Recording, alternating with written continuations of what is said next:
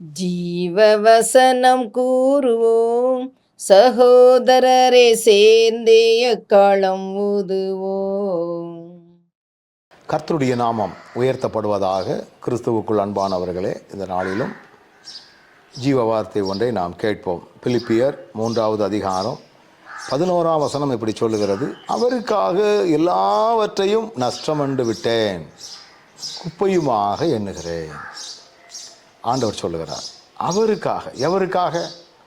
நம்முடைய ஆண்டவருக்காக, என்னை மீட்ட ஆண்டவருக்காக, மெய் தேவனாகிய கிறிஸ்துவுக்காக எல்லாவற்றையும் நஷ்டமென்று விட்டேன் அப்படின்னு போட்டிருக்கிறார்.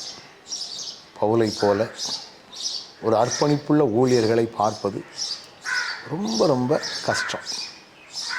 ஆண்டவருக்காக எல்லாவற்றையும் நஷ்டமாக எண்ணுவது ரொம்ப கஷ்டம்.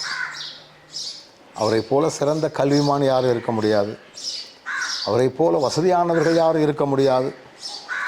அவர் இறைவனிக்கு வருவதற்கு முன்பதாகவே பெருத்த வசதியானவர்.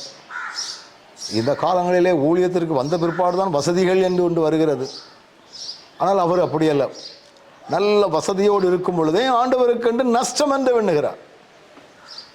அவனுக்கு ஒன்றுமே இல்லாதவங்கெல்லாம் நான் ஆண்டவருக்காக அதை விட்டுட்டேன் இதை விட்டுட்டேன்னு வாய்களையே பேசலாம். எல்லாம் இருந்து கொண்டு பேசுவது என்பது கடினமான ஒன்று. பவுல் அதை செய்கிறார். இப்படி செய்வதற்கு என்ன காரணம் அப்படின்னு பார்த்தீங்கன்னா, அதுக்கு முந்தின வசனம் விடையளிக்கிறது. நான் எப்படியாயிலும் மரித்தோரிலிருந்து உயிரோடு எழும்பணும், அந்த ஒன்று தான். அதுக்காகத்தான் நான் இப்படி கஷ்டப்படுகிறேன், அதற்காகத்தான் நான் இப்படி போராடுகிறேன், அதற்காகத்தான் நான் இப்படி நஷ்டம் என்று எண்ணுகிறேன்.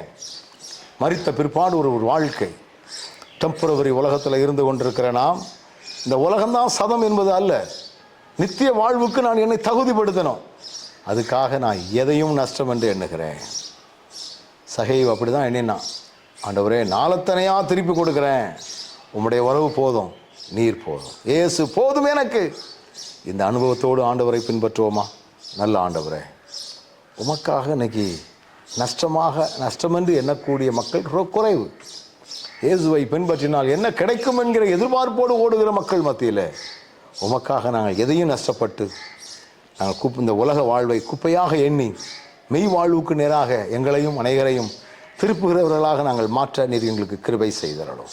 இயேசுவின் நாமத்தில் ஜெபிக்கிறோம் நல்ல பிதாவே, ஆமென்.